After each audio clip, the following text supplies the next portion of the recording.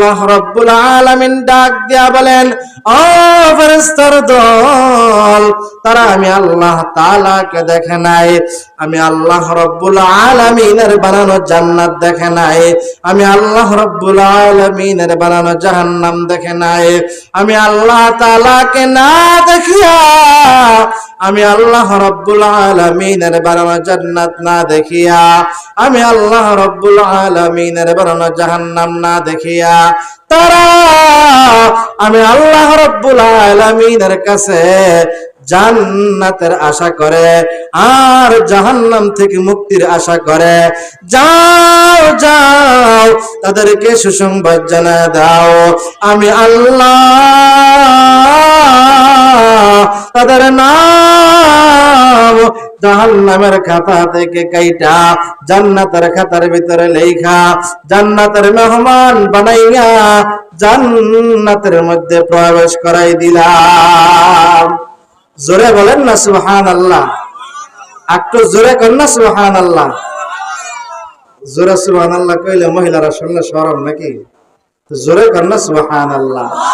ভাইরা আমার, আল্লাহর রাসূল সাল্লাল্লাহু আলাইহি সাল্লাতু ওয়াস সালাম মসজিদ নববীর মধ্যে টেনশন করতেছেন, দিলের ভিতরে হালত এমন। আল্লাহর রাসূল সাল্লাল্লাহু আলাইহি সাল্লাতু ওয়াস সালাম মনে মনে ভাবেন, আল্লাহ রাব্বুল আলামিন আমার হায়াত দিছে কম, আমার উম্মতের হায়াত কম, পূর্বের জামানার নবীদের হায়াত ছিল বেশি, ওই সমস্ত নবীর উম্মতের হায়াত ছিল বেশি।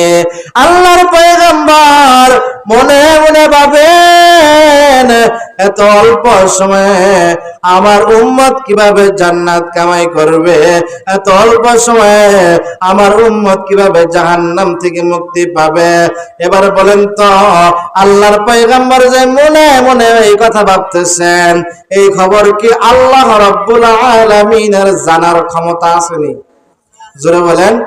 কদরে কুদরত দারি বরকমান, আনতা রব্বি আনতা হাসবি জুল জালাল, তুহি কাদের জলিলুল্লাহ জাহাদাত, বাহার হালে তুহি মেরা নেগাদাত। দুনিয়ার সব ক্ষমতার মালিককে জোরে বলেন। আমাদের হায়াতের মালিক কে? আমাদের মৌতের মালিক কে? আমাদের হায়াতের মালিক হলেন আমার আল্লাহ।